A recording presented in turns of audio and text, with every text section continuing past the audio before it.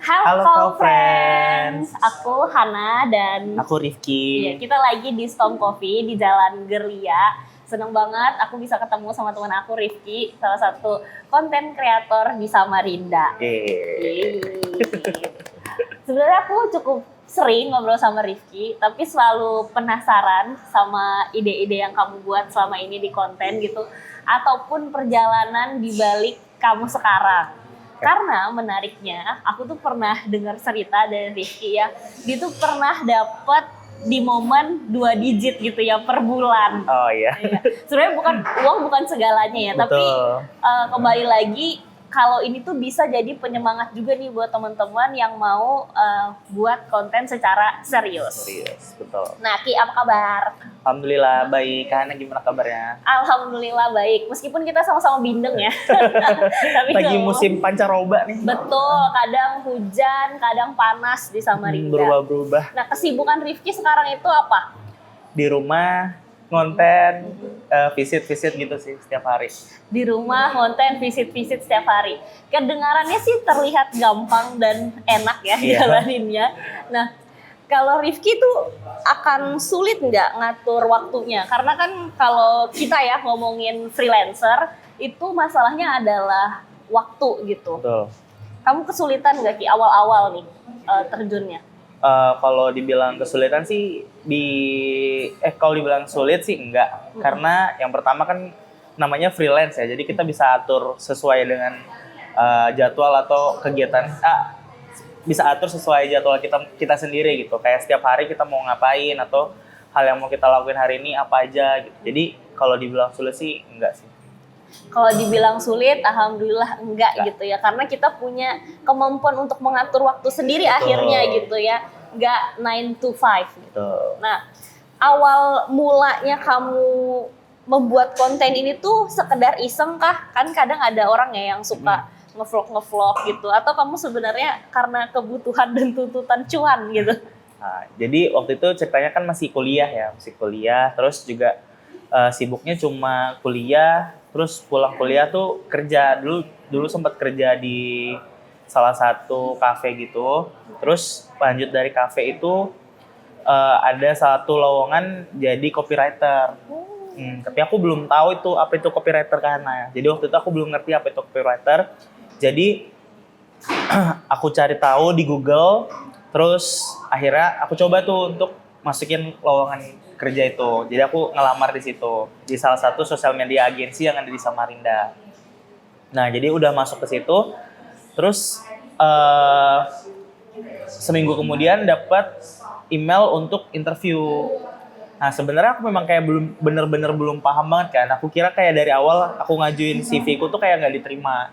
Jadi waktu dipanggil untuk interview tuh kaget juga.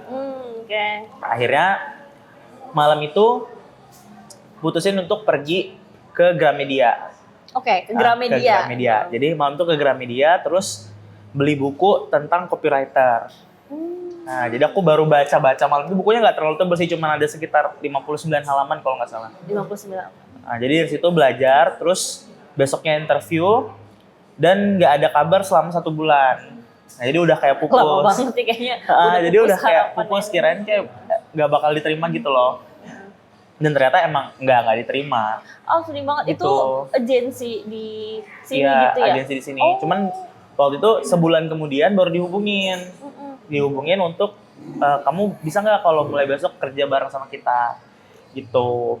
Jadi ternyata kemarin udah ada yang diterima, cuman dia bertahan sebulan. Oke. Bertahan sebulan karena mereka menilai kalau captionnya orang ini nih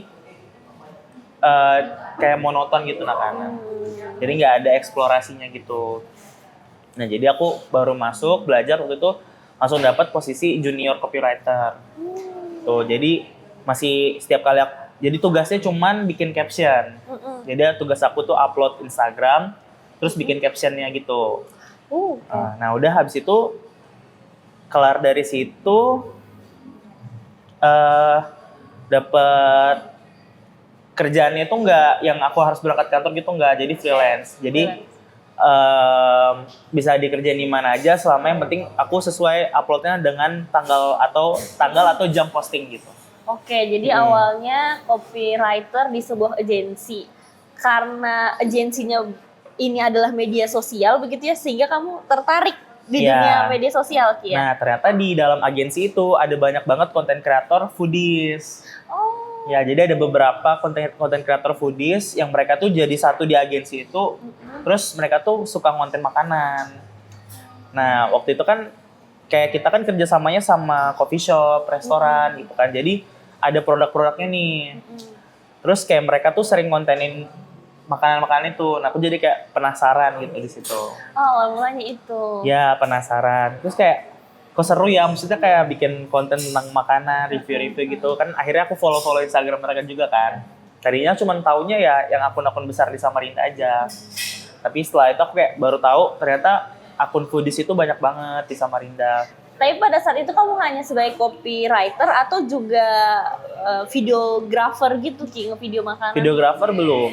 Oh, belum. Belum. Oke. Jadi waktu itu masih copywriter. Terus dari situ waktu itu aku ganti HP kan. Jadi aku baru pertama kali beli iPhone karena waktu itu dari Samsung kan. Tapi dari Samsung itu aku udah konten. Jadi waktu itu ceritanya kayak pentol gitu, ada pentol namanya pentol lilin di Samarinda seberang gitu. Nah itu aku bikin video, terus aku coba-coba voice over. Awalnya kayak lucu gitu ngerasanya karena kayak suaranya masih aneh kan, kayak belum terbiasa intonasi dan segala macam. Nah, apakah kamu kan awal-awalnya kuliah konten makanan ya, Rifki ya, dengan akun @abisditelen. Awalnya kan makanan, terus tadi kamu cerita, oh di agensi ini rata-rata kolaborasinya sama foodies. Iya. Apakah karena itu awalnya jadi, oh yaudah aku ikut foodies aja dulu deh gitu kontennya? Jadi niat awalnya tuh pengen bikin kontennya tuh luas aja, sembarang kayak maksudnya semua hal yang bisa aku kontenin pengen kontenin. Itu, tapi hal yang paling dekat sama kita kesehari-hari itu kan makanan. Dan yang paling gampang buat ditemuin juga jadi bahan konten itu makanan. Jadi kontennya makanan. Dan semua orang suka makan. Tuh. Nah, misal nih kan ada kadang kita ngumpul sama teman atau sama keluarga ditanya, Rifki kerjanya apa sekarang? Jawab-jawabnya apa, Ki? Nah, kalau biasanya pas lebaran orang-orang udah kayak orang di rumah tuh udah pada ini sih. Kayak, wih ini artisnya udah dateng gitu-gitu. Jadi kayak lucu gitu kadang kalau misalnya pulang.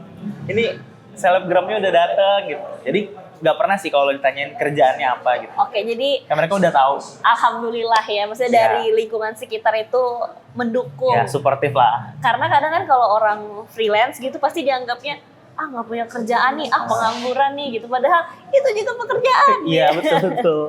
Nah, kapan pertama kali Rifki sadar kalau ternyata konten yang kamu buat selama ini tuh menjadi sumber penghasilan buat kamu? Nah, jadi awalnya tuh gara-gara terima barteran. Jadi waktu itu pertama kali dihubungin dapat barteran buat makan gratis gitu, buat dikontenin. Nah lumayan kan nggak ngeluarin uang kan. Nah dari situ terus akhirnya beberapa kali nerima barter, nyoba untuk ngajuin red card. Oke. Karena diajarin sama ada dulu konten kreator juga yang ngajarin buat coba deh kamu bikin red card gitu. Waktu itu aku masih taruh di 50.000 kayak satu kali. Tapi dapat makanan lah ya. Ya 50.000 dapat makanan. Hitung-hitung kayak aku buat bensin lah bolak-balik gitu. Jadi dari situ langsung kayak wah ini lumayan sih kalau misalnya sehari bisa visit minimal kayak satu kali dateng 50.000 dikali seminggu kan udah banyak lah ya gitu. Tapi dulu sempat kepikiran nggak sih bahwa ada loh orang dapat uang itu dari konten aja gitu. Kamu sempat kepikiran nggak awalnya jadi konten kreator? Kalau dulu sih pengennya jadi pengusaha ya. Maksudnya kayak, Jadi pengusaha ya? Iya, karena memang dari awal nggak pengen kerja kantoran gitu loh. Memang dari dulu nggak pengen kerja kantoran karena pengennya jadi pengusaha aja. Nah tapi makin kesini interestnya ke konten. Iya. Oke. Kedepannya Rifki akan terus menggeluti dunia konten kreator ini kah? Atau nanti kalau udah bosen nih ya udah langsung jadi pengusaha gitu tiba-tiba gitu? Kalau sekarang sih lagi nabung sih Kak. Lagi nabung. Cuman pengen tetap ngembangin terus. Maksudnya kontennya kemana-mana nih. Maksudnya yang awalnya kan cuma makanan. Terus dari makanan tuh akhirnya muncul kayak daily life, terus traveling gitu-gitu. Jadi makin banyak yang dieksplor tuh jadi kayak makin seru gitu loh. Makin kesininya konten itu bukan lagi kayak cuman kerja doang, tapi jadi apa ya, kehidupan sehari-hari gitu loh. Tapi kamu masih mau lihat peluang ke depan kali ya, Betul. maksudnya apakah akan menjadi pengusaha seperti cita-citanya di awal, atau nanti terus-menerus menghasilkan SDM baru juga, karena yang aku tahu ya, Rifki ini juga ada beberapa teman-temannya nih yang Rifki coaching, yang Rifki bina untuk barengan growth gitu. Nah, gimana itu Ki sama teman-teman yang Rifki lagi latih gitu kemampuan creationnya? Jadi kalau itu lebih ke mereka yang datang sendiri gitu. Jadi kalau misalnya aku nih kan orangnya kadang suka tiba-tiba tuh, kayak tiba-tiba, ayo konten gini, bikin kayak gitu. Iya. Maksudnya daripada kita punya peluang, kita tuh sebenarnya semua orang tuh punya peluang yang sama gitu. Betul, setuju. Tapi tergantung bagaimana cara kita untuk mengusahakan hal tersebut gitu. Termasuk konten gitu. Jadi kalau misal kan kita nih banyak ya sekarang konten kreator, kalau di Samarinda udah nggak bisa dihitung jari lagi. Ih, banyak banget. Banyak banget, bahkan kayak kalau mau endorse tuh kayak udah bingung gitu loh. Mau siapa lagi karena saking banyaknya gitu. Tinggal kita menempatkan diri kita aja di segmen yang mana gitu. Setuju. Jadi ini adalah bagian dari cara Rifki untuk nggak cuma sendirian lah suksesnya, tapi ngajak orang-orang lain. Nah, tadi alhamdulillah circle Rifki itu mendukung gitu ya, dari keluarga, dari teman-teman atau keluarga Rifki itu sempat kaget nggak sih? Oh, ternyata penghasilannya sebesar ini gitu. Mungkin kamu nggak sengaja keceplosan cerita atau apa gitu, ada nggak? Kalau itu sih aku nggak pernah cerita ya. Kalau misalnya soal itu, kecuali kayak misalnya untuk motivasi di seminar, atau misalnya kayak ketemu sama teman-teman yang notabene mereka kerja 9 to 5 gitu kan. Jadi kayak ibaratnya aku pengen kasih tahu mereka kalau misalnya mereka juga bisa dapat uang dari cara yang lain gitu, dengan hal yang menyenangkan tapi nggak ngeganggu mungkin pekerjaannya mereka sendiri. Ingat nggak konten pertama yang viewsnya tuh gede banget sehingga konten ini tuh ngebuat Rifki semakin dikenal? Waktu itu aku bikin tutorial apa ya? Oh, yang bus itu nggak sih? Iya, tutorial bis. Tuh, karena menurutku masih awam banget orang-orang yang nggak tahu cara naik bis, sedangkan kita tuh punya transportasi umum gitu. Tapi mereka yang orang Samarinda rata-rata pakainya travel. Tutorial naik bus dari Samarinda ke Balikpapan, Balikpapan Samarinda. Dan sebaliknya. Iya sih, aku setuju. Itu banyak yang nggak tahu. Oke, pernah nggak ada di fase Rifki tuh capek banget, padahal deadline lagi banyak gitu ya, kebutuhan soal uang juga ada gitu. Pernah nggak di momen capek banget ngedit dan segala macamnya, apalagi bosan itu kan pasti ya Ki ya? Pasti. Gimana tuh Ki? Kalau itu sering. Bahkan sampai hari ini juga masih sering kayak gitu. Maksudnya nggak selalu pengennya tiap hari tuh konten. Iya. Kadang ada juga momennya jenuh atau kayak lagi capek, nggak mau, bahkan kadang tuh nggak mau dulu buka HP, kayak sudah saking seringnya screening time di Iya sih. di layar. Burnout juga kan pasti. Betul. Karena nge-scroll. Tapi kamu ada pernah perasaan sedih nggak kalau viewersnya turun? Apalagi nih konten endorse ya. Ya, kalau itu sih ngerasanya sedih ya, karena nggak enak sama yang pertama yang endorse-nya gitu kan. Kayak mereka pasti udah ekspektasi lebih tuh. Yep. Nah, cuman kadang tuh kayak ngatasinnya sekarang udah lebih ngerti sih. Maksudnya bisa mungkin dibikin lagi setelah konten endorse itu ada konten yang bisa naikin konten sebelumnya. Oke. Nah, itu strateginya, berarti tips Ya, buat itu teman-teman tipsnya. yang nonton. Kalau misalnya konten kamu endorse sepi, timpalin mungkin dengan konten hiburan yang bisa naikin views yang di sebelumnya. Kalau di kontennya Rifki yang rame rata-rata apa Ki? Kalau akhir-akhir ini mereka lebih suka nonton aku yang POV-POV-an gitu. Nah, selain kuliner yang rame, sekarang tuh yang naikin insight banget itu konten yang relate sama orang-orang, kayak kata-kata atau mungkin kayak komedi-komedi parodi. Nah, itu mereka lebih relate gitu. Karena mungkin orang-orang sekarang udah capek kali ya. Misalnya POV tinggal di Kaltim, terus transportasinya pakai kuyang gitu ya. Dan itu Rifki juga pernah buat, makanya aku bisa ngomong kayak gitu. Sambil minum Ki, nggak apa-apa. Ini santai. Kita coba Storm Coffee-nya. Storm Enak. Coffee. Iya, namanya ini menunya Storm Coffee. Dan kalau aku kasih tau ya Ki, di sini tuh juga enak. Aku sering pesan tuh cheesecake sama brownies-nya. Cheesecake Dia dan punya brownies. pastry-pastryan yang enak. Nah, kita lanjut Ki. Pernah nggak kamu diremehin orang misalnya gini, Allah cuma buat konten gitu doang, kok mahal banget harganya? Nggak? Alhamdulillah sih kalau sampai hari ini belum pernah ada yang komplain sama Red Card sih. Karena menurutku pribadi untuk Red Card sendiri di Samarinda ini kita masih termasuk yang terjangkau. Karena beberapa kali aku pernah juga kerja sama di kota lain ya, kayak misalnya Bontang atau Balikpapan. Rata-rata mereka malah kebanyakan kadang manggil konten kreator dari sini Karena lebih murah. harganya lebih murah gitu. Jadi sejauh ini belum pernah ada komplain sih soal harga. Nah, part yang paling sulit jadi freelancer khususnya di dunia konten kreatornya apa Ki? Tadi mungkin waktu gitu ya salah satunya. Ada lagi nggak? Yang paling sulit itu ngatur mood sih. Aduh iya lagi. Ngatur mood. Jadi kayak misalnya kita kadang ya nggak mau apa sih? Gak mau so artis ya, Ya tapi nggak emang mau artis, gitu ya. tapi kadang kita ada momennya kita tuh capek yang nggak pengen ketemu orang gitu. Setuju.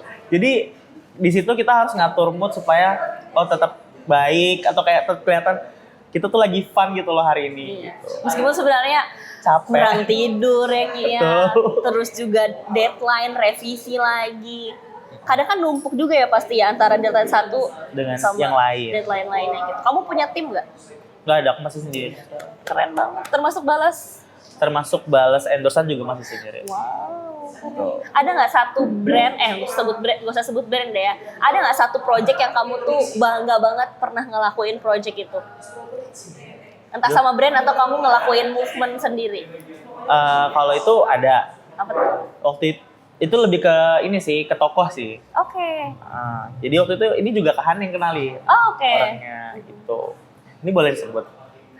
Boleh aja nggak apa-apa. Pokoknya waktu pemilu lah gitu lah ya. Ya, jadi waktu itu aku dikenalin sama Kak Ana sama salah satu tokoh namanya Ibu Hetifah. Oh, oke. Beliau kan komisi 10 ya, 10, 10 oke. DPR RI. Nah, awalnya aku tuh nggak terlalu into gitu loh sama Sama politik. politik. Nah, terus akhirnya karena kenal sama Ibu, jadi lebih banyak belajar gitu. Lebih banyak belajar, terus juga ngelihat sosoknya beliau ini perempuan ya. Iya. Tapi beliau tuh bisa ngatur moodnya tuh bagus banget gitu. Dan itu kita belajar sebagai content Iya, creator jadi kita ya. ngeliat di situ kan gila, maksudnya udah ketemu orang hari ini sekian banyak, tapi masih bisa humble, masih bisa yang kayak energinya tuh nggak habis-habis gitu. Nah, Iya. jadi belajar dari situ dan di situ akhirnya memicu diri untuk kayaknya kalau misalnya aku bisa menerapkan hal yang sama kayak maksudnya semangatnya Ya. beliau itu tuh bisa membangun karirnya jadi lebih bagus gitu. Oke, jadi project ini kamu suka banget dan membanggakan karena mungkin ada keterlibatan kamu untuk Betul. mempengaruhi anak muda supaya lebih melek politik gitu Dan kali apalagi ya. Bu Tiva tuh kan dekat sama anak muda ya gitu. Jadi di situ tuh akhirnya terkumpul dengan orang-orang yang Menarik. ya kayak mereka yang juga kreatif, terus juga idenya banyak banget gitu. Akhirnya memperluas networking Rifki Betul. sebagai content creator. Semoga Rifki makin banyak project-project yang terlibat langsung nih sama masyarakat. Dan aku tuh jujur ya Ki ya, maksudnya sangat senang sama kamu dan kreator-kreator lainnya juga yang ada kepekaan atau kepedulian sama politik atau isu sosial yang lagi rame. Misalnya kayak dolar lagi naik gitu, atau misalnya teman-teman kita yang membutuhkan di luar dari Kaltim gitu. Nah harusnya kan itu kita bisa soroti juga. Nggak harus expert gak sih untuk Betul, ngebahas karena ini? kayak gitu sebenarnya itu adalah hal yang terjadi di masyarakat dan sekitar Iya, kita gitu. setuju. Itu adalah hal yang paling dekat sama kita juga. Jadi kalau misalnya kita nggak melek akan hal itu, ya kita termasuk orang yang jahat sih sebenarnya. Iya. Kalau menurut aku ya. Iya, maksudnya bagian dari kejahatan itu karena mendiamkan itu terjadi Betul. gitu. Tapi aku yakin kalau Friends tidak seperti itu. Nah, kita lanjut. Ada nggak treatment khusus atau rutinitas yang kamu sering lakukan supaya kamu tetap berpikir kreatif? Biasanya sih aku lebih suka kayak me time gitu sih. Jadi aku ambil waktu sendiri dulu, atau mungkin bisa kumpul bareng teman juga. Dan itu biasanya kayak aku ngelakuin seharian dan aku nggak buka HP. Tuh misalnya kayak pergi nongkrong, lebih banyak ngobrol dan juga sharing. Terus yang kedua nonton. Aku suka banget kan nonton bioskop. Jadi entah itu film apapun yang lagi ada di hari itu bakal nonton filmnya. Oke, tergantung kamu ya berarti yang nonton Betul. sukanya apa. Oke, berapa lama biasanya bikin konten sampai itu jadi satu konten deh? Berapa lama? Macam-macam sih. Kalau Macam-macam. misalnya makanan biasanya sih lebih cepat. Kayak kadang misalnya pulang dari visit itu udah bisa langsung edit. Karena kalau misalnya kita ngedit, kita bukan, karena konten kreator ini kan konten kreator. Ibaratnya kayak konten kreator Instagram atau TikTok itu kan mereka lebih ke yang konten simple-simple gitu kan. Bener. Jadi lebih kuatnya di storytelling. Gitu. Jadi kalau misalnya soal footage dan segala macam, editnya nggak yang sesusah itu. Jadi cuman cut to cut terus nambahin voice over udah cukup. Nah, aku tuh pernah lihat ya, pernah lihat Rifki ngedit langsung gitu pada saat itu lagi rame, tapi dia langsung voice over tanpa ada skrip gitu.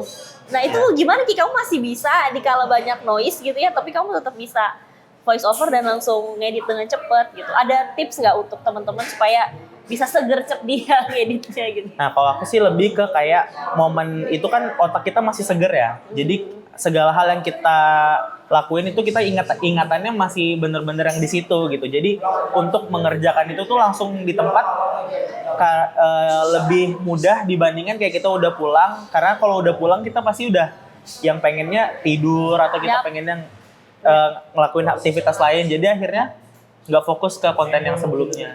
Setuju. Jadi jangan sampai Ditunda. editan kamu tuh kamu tunda gitu ya. Jadi artefak dan momennya mungkin akan lewat gitu. Hal apa orang yang nggak tahu tentang kehidupan freelancer, khususnya konten kreator, yang jarang orang tahu? Hal yang nggak ditahu orang. Nego Apa ya? misalnya di nego habis-habisan. Kalau di nego tuh udah wajar ya, udah kayak wajar ya. biasa banget karena ya tadi kita kadang udah ngasih harga termurah tapi mungkin bagi orang tersebut harga itu bukan yang paling murah menurut dia gitu. Jadi kita kembali lagi kayak bisa ngertiin aja gitu. Kalau misalnya kita mau ambil silakan, tapi kerjain juga dengan sepenuh hati gitu. Tapi kalau misalnya nggak mau ya udah ditolak juga sebenarnya itu bukan hal jahat gitu karena ketika kita tidak menerima pekerjaan tersebut kita juga apa ya kayak menjaga diri gitu loh. Betul. Sih dengan Apa ada nggak kira-kira yang orang tuh nggak tahu tentang kehidupan konten kreator? orang nggak tahu. Sering pura-pura aja sih. Dia lagi Jadi konten pura-pura kreator. bahagia ya? Ya, jadi konten kreator tuh kadang ada momen dimana di hari itu kita tuh lagi sedih, kita lagi nggak bagus, kita lagi kurang dalam segala hal mungkin. Tapi di momen itu juga kita harus entah itu ketemu orang atau entah itu kita visit, kita harus sapa tegur siapapun yang ada di situ. Jadi akhirnya feeling yang tadinya sedih itu harus dipendem dulu gitu. Iya, tahan dulu demi profesionalitas. Betul. Tapi susah nggak jaga work-life balance kamu sebagai content creator? Sebenarnya kalau dibilang susah sih susah gampang ya. Susah gampang ya? Ya awalnya aku mikir kayak semua ini gampang gitu karena di awal nggak yang se-hektik sekarang. Tuh dan nggak menyalahkan juga maksudnya tetap bersyukur sih Kak. Maksudnya tetap bersyukur sekarang dikasih kesibukan yang alhamdulillah lumayan banyak. Cuma ya itu tadi. Alhamdulillah kesibukannya positif juga ya. Ya alhamdulillah kesibukannya positif. Jadi nggak yang terlalu ngebeban. Nah sebenarnya kalau kau friends ingat tadi di awal-awal Rifki tuh sempat bilang kalau sebanyak banget foodies konten kreator di Samarinda gitu.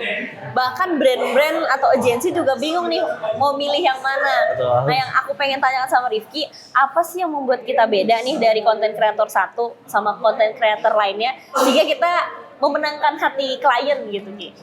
Nah biasanya kalau yang pertama dari gaya postingnya sih biasanya. Jadi setiap konten kreator tuh punya ciri khasnya masing-masing.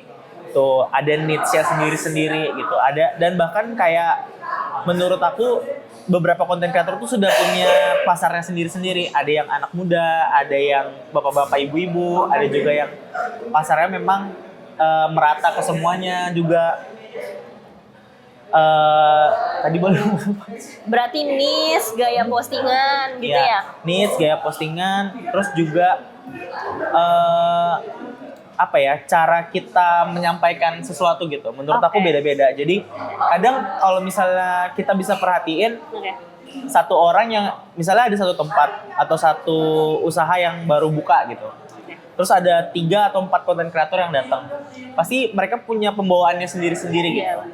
Iya. Jadi kalau menurutku yang bikin aku beda itu kalau aku menyampaikan sesuatu tuh kayak apa ya? Kayak nge-rap kali ya. Iya cepet, karena Rifki nge-rap gitu, akhirnya orang nonton karena cepet videonya Iya, jadi nggak kayak cepet bertele-tele. gitu. Selesai dari awal langsung kelar. Keren sih, aku suka nonton. Jadi kalau kamu belum follow, langsung follow @abisitelen. Kalau bisa kasih pesan ke anak muda, pengen mulai jadi konten kreator, kamu mau bilang apa? Buat orang-orang yang, aduh kayaknya aku kontennya nanti aja deh kak, aku belum followers banyak gitu. Ada pesan nggak kamu buat orang yang belum memulai konten? Buat kalian di luar sana yang mau jadi konten kreator, saran aku mulai aja dulu. Jangan takut sama hal yang belum terjadi gitu. Kalau misalnya kalian nggak mulai, ya kalian nggak pernah tahu. Karena kalau misalnya kita nggak salah, kita nggak akan pernah benar. Tuh kalau kita nggak salah, kita nggak tahu kapan benernya gitu ya. Jadi coba aja dulu berkali-kali nggak apa-apa. Nah ini untuk melengkapi tadi saran dari Rifki, ada nggak skill paling penting yang bisa dilakukan sama anak muda untuk survive di era digital sekarang?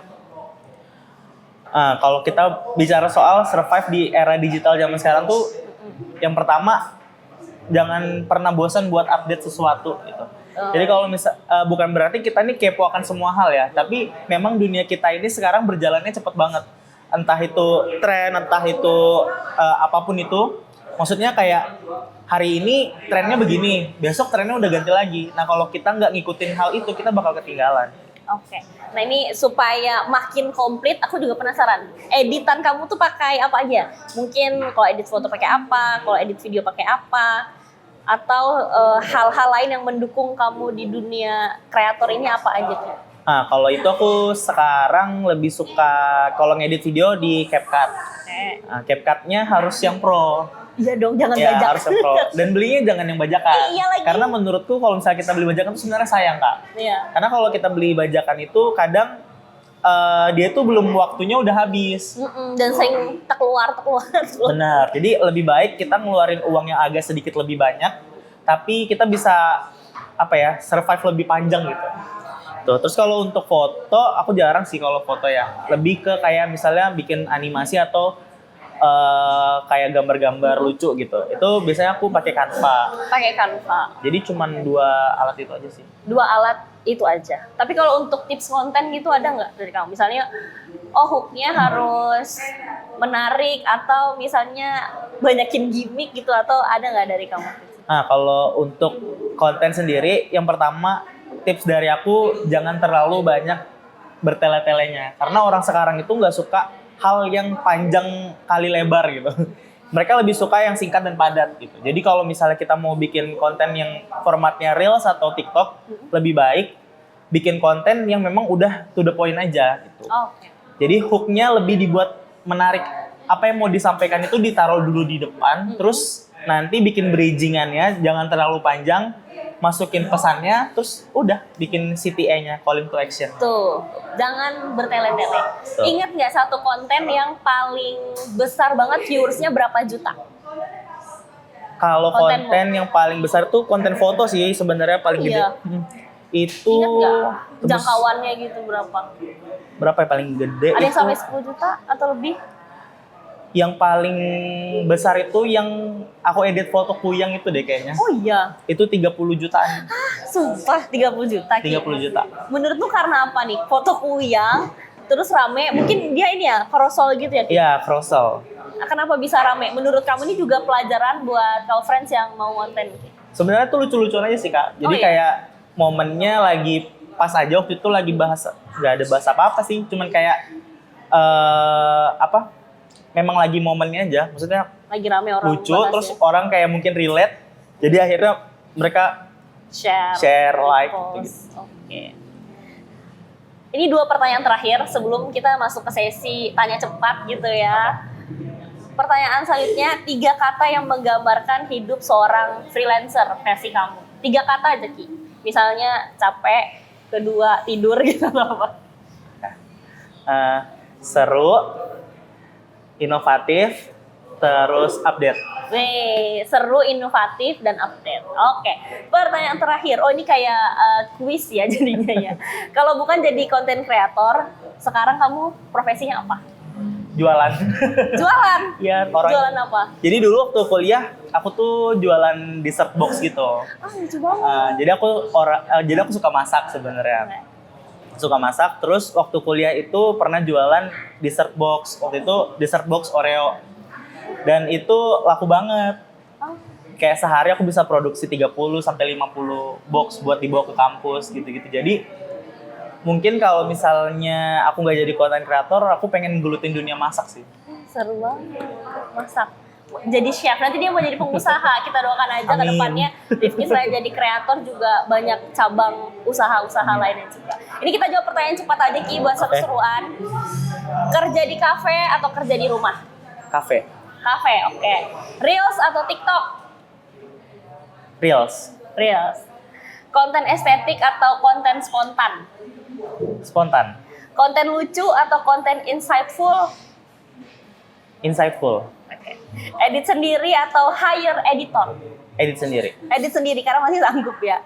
Upload tiap hari atau kualitas diutamakan nomor 1? Kualitas nomor 1. Oke. Konten aman atau konten out of the box? Out of the box. Bikin konten karena passion atau karena cuan? Dua-duanya. Oh iya, dua-duanya ya. Dua-duanya ya? Dua-duanya. Konten satu niche aja atau campur-campur semua? Campur-campur semua. Campur-campur semua. Dibayar mahal tapi revisi terus atau bayaran biasa aja tapi kerjanya santai? Dibayar mahal, revisi terus. Oh, dibayar mahal tapi revisi terus? Oke. Terakhir, review makanan atau review pemerintahan? Waduh. Kayaknya lebih ke review makanan aja. Review makanan ya, review pemerintahan dikit-dikit aja kali ya. Kayak kalau pemerintahan tuh gak usah di-review sih, lebih kayak kita udah bisa lihat sendiri. Sudah sadar sendiri lah. Oke. Aduh, nggak terasa ini kita mungkin udah 30 menitan ya. Makasih banget ke friends yang udah nonton. Mungkin terakhir banget nih Rifki, ajakan boleh lihat ke sebelah sana, ajakan ke teman-teman supaya semangat konten, karena aku yakin konten kreator itu punya peran di di daerah kita untuk pengembangannya. Silahkan Ki. Buat teman-teman yang mau ngonten atau mau jadi content creator, jangan pernah bosan untuk belajar, terus kembangin hal yang paling kamu suka, karena kedepannya bakal banyak banget peluang yang bisa kita ambil dari sini. Apalagi sekarang itu cari kerja susah banget.